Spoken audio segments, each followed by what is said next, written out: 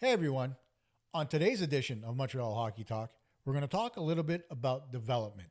Something good or expected that came from one player, and something unexpected that may very well force the hand of the Montreal Canadiens just a little bit. And then something that I'd like to do a little bit more often than not here on the show. Chris Henson made a comment about the Canadiens' goaltending not being good enough to get them into the playoffs. Do you agree? Do you disagree? I'm going to give you the pros and cons on this edition of the show. So it's time for Montreal Hockey Talk.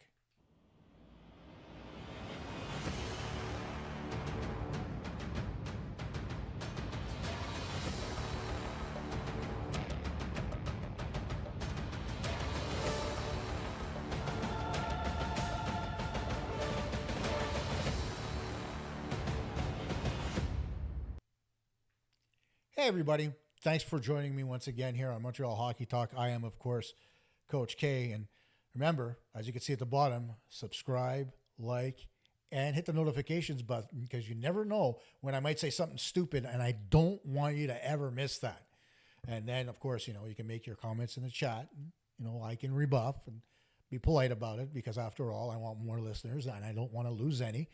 So let's just dive right into it. As I said, leading into this show, the first thing that I want to talk about is development. And specifically, we're going to talk about two players who've had a little bit of news as far as the development is concerned. The first one, of course, is Logan Sawyer, the Canadiens' third-round pick, 78th overall. Logan made it clear that he's going to be going to the NCAA this year to continue his development and his education. Is it the right move? It's what's expected. Players that go to junior A hockey, specifically to the BCHL or any number of the other 12 leagues in Canada, the BCHL, of course, being the only one that is non-sanctioned right now. It's the avenue that they want to take, go to the NCAA. If you wanted to go to Major Junior, you lose your NCAA eligibility. They've been talking about creating some kind of a partnership between Major Junior and the NCAA.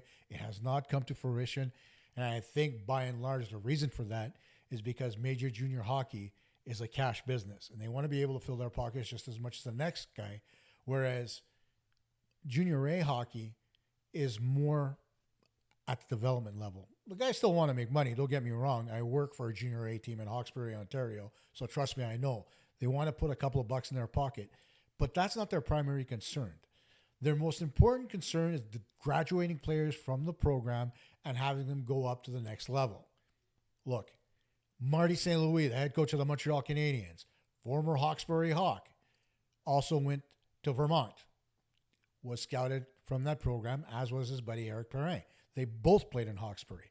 You take a look at Benoit Pouliot. He played his first year of junior A in Hawkesbury before getting pulled into the Sudbury Wolves of the Q. Benoit, of course, not the most academic type, so, it's the logical step for him. But most of the guys that have an acumen in academics, including John Kovacevic, another guy, again, who went to the Hawkesbury program, then went to Merrimack College, did his 4 years, and then ended up getting drafted by the Jets and going to the AHL. It's a logical progression if you want to continue your education. So good on Logan Sawyer for wanting to get a degree. Will he do his 4 years? Nobody knows. He may do 2, he may do 3. It all depends on where he is as far as development and his education. Will he go back?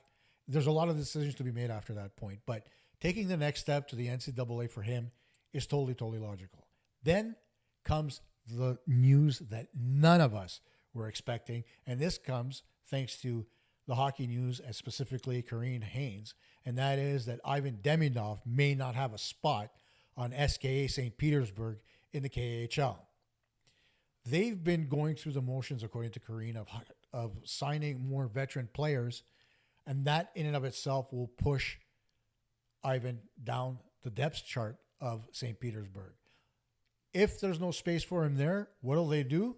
They'll send him to the well-known, I'm not even going to try to pronounce this league name. It's not going to happen. Let's just call it the VHL for shits and giggles. But by and large, that's the whole thing. I think that Demidov may very well end up in the VHL. What does that mean for Montreal? It's not what they expected. They fully expected him to play in the KHL and be able to get his minutes there and his experience there so that his development curve can continue on the upswing. The VHL for him, after spending last season in the KHL, is a step back. It's a lesser league. It's not as talented, nowhere near as deep as far as, team structure is concerned. And so I think for Demidov, it may be a step backwards. And this is where Kent Hughes and Jeff Gordon and the development team in Montreal are going to have to make a decision. Do we let him continue in the KHL, or do we entice him to come to the NHL? I don't have all the details as far as whether or not there's an out clause in his contract to come to the National Hockey League from the KHL. The plan for Demidov was to play a season in the KHL. If that doesn't happen, though, does that open a door for him to come to the National Hockey League? It's a wait-and-see situation. There's not much clarity there, and hopefully Karine or somebody else can really dive a little bit more in depth, because it's well beyond my pay grade to figure this out. But if he has the ability to come to the National Hockey League, then I think the Canadiens may be best served bringing him straight up. Now, that doesn't bode well for a couple of guys up front, specifically a guy like Yoel Armia, Christian Dvorak, guys that are on the fringe of, being moved or being, let go by the team.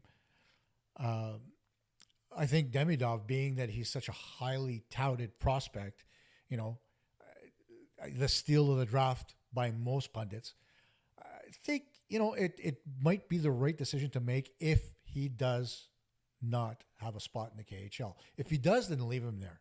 Let him continue, like I said with Sawyer, continue on his upward trend. Let him continue to learn at a level that he's comfortable with and become better. And then when he's ready and the season's done, next year you bring him in. He's wholeheartedly ready to go in the National Hockey League. And then you see what the kid's made of. If not, you bring him in this year. You can't take him to the AHL because, of course, he's a first-round pick. It's not going to happen. But at the NHL level, I think if you play third-line minutes to start and maybe a little bit of power play, it may very well work really, really well for his, development.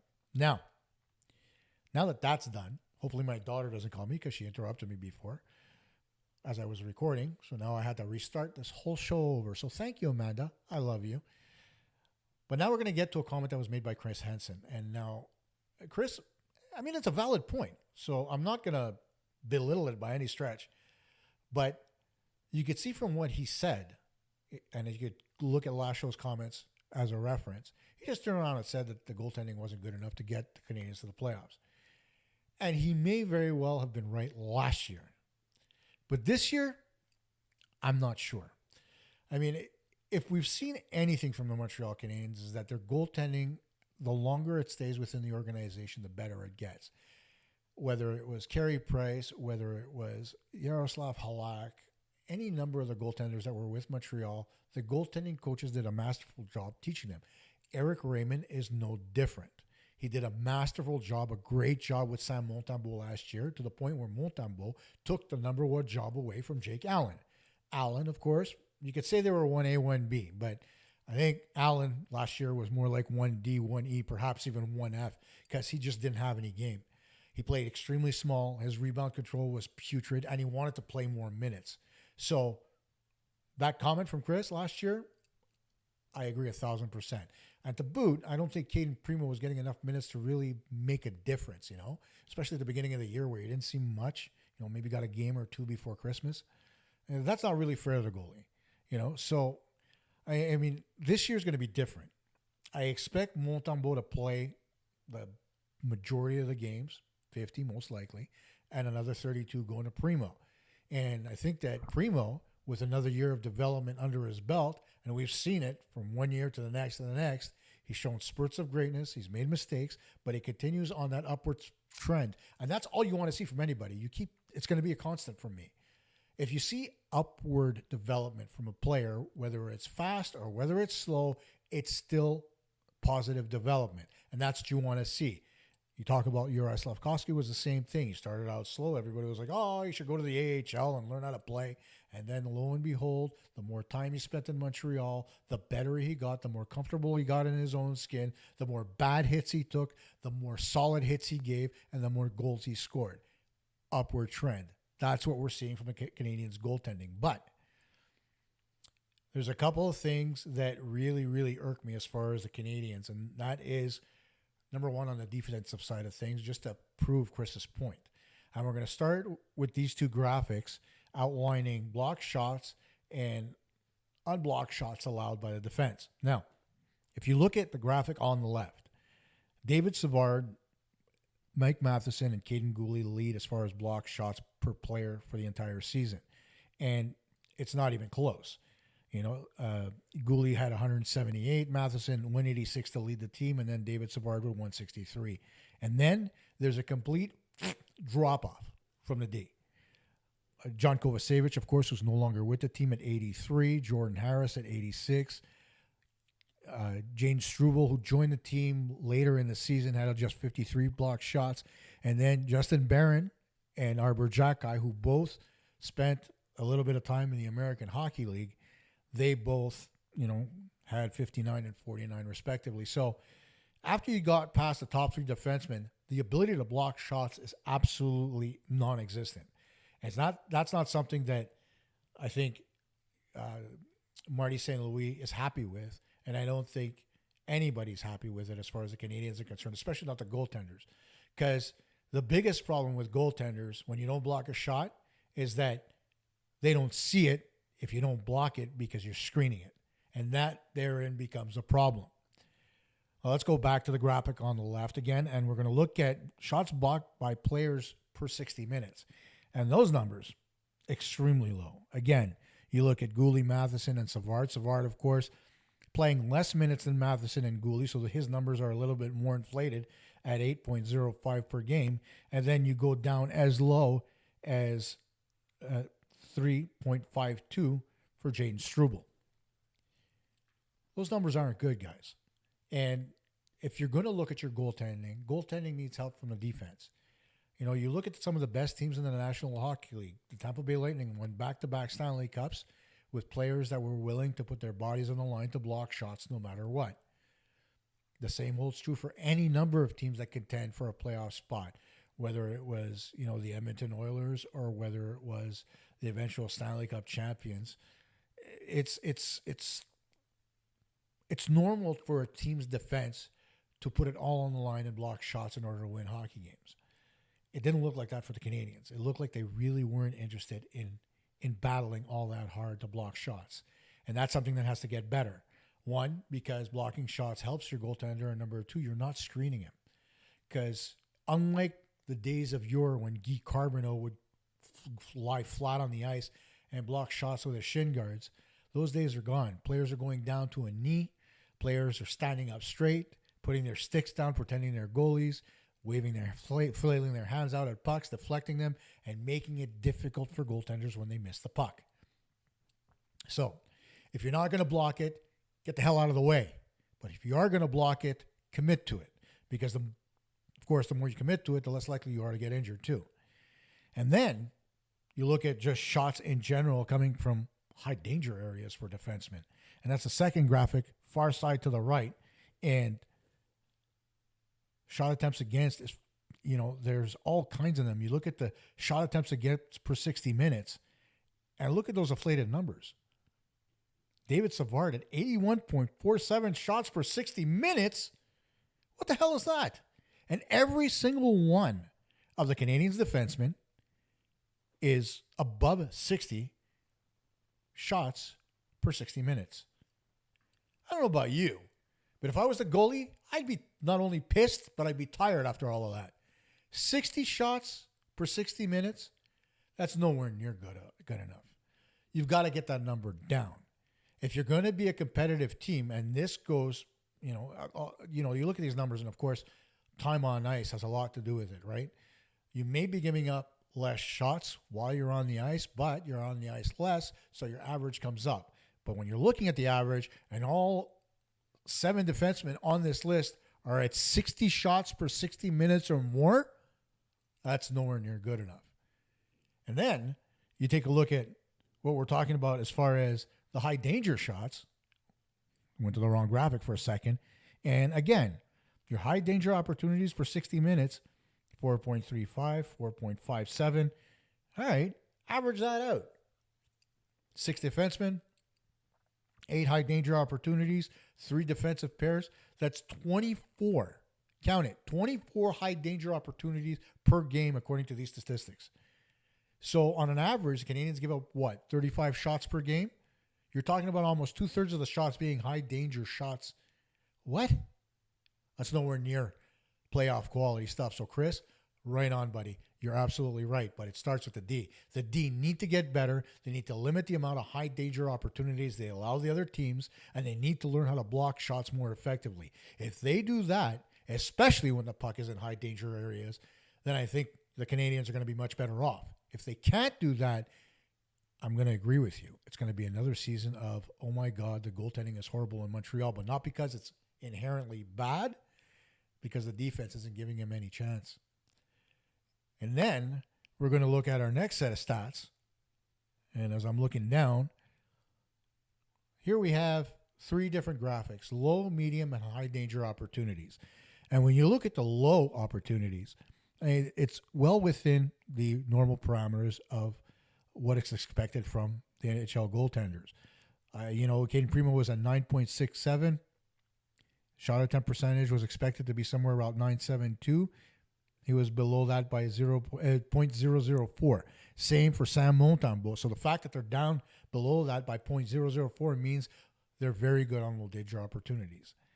Next, though, you come up with what is called the medium chance opportunity, and that's the chance that's inside of a very, good to not so good scoring chance, which would probably fall just outside the slot, just outside the dots, and inside the top of the circle. So a better angle for shooters to be able to put the pucks on goal. And if you look at it, once again, it's not that bad. Caden Primo being 0.863 and Montembeault being 8.43. That's just, 0.1 and 0.03 off the mark, respectively, for those two goalies. And so that's fine as well. But then you get to the last one. The last graphic is the high danger opportunities. And I think the guy chirping about this the most in Montreal for the past couple of years, there's 2 of them actually, Andrew Berkshire and Mark Dumont. And by and large, they're not wrong, but you got to look at, the whole enchilada and not just part of it. We looked at the D. Now you look at the goaltenders. And as far as high danger opportunities, the numbers are just astronomically bad. They're expected to be somewhere around 786. They're at 668, 663, 788, 666, 0.122 and 0.123 above, or actually below their save percentage. No, they're above the save percentage. Yeah, they're above the save percentage, which is good, but it's still not great. That's an expectation based on their skill set and based on the D. But you look at that number and you go back to it again. You look at 663 and 666 for Montembeault, 663 being for Primo. I expect them to be better than that in high danger areas. The first thing goaltenders learn is how to stop pucks dead on from the slot. 99% of coaches that teach goaltenders to start with take shots from the hash marks in the slot. So goaltenders learn to be able to come out far enough to be able to cover the net and be able to cover those opportunities. Next, you move on angles over towards the dots.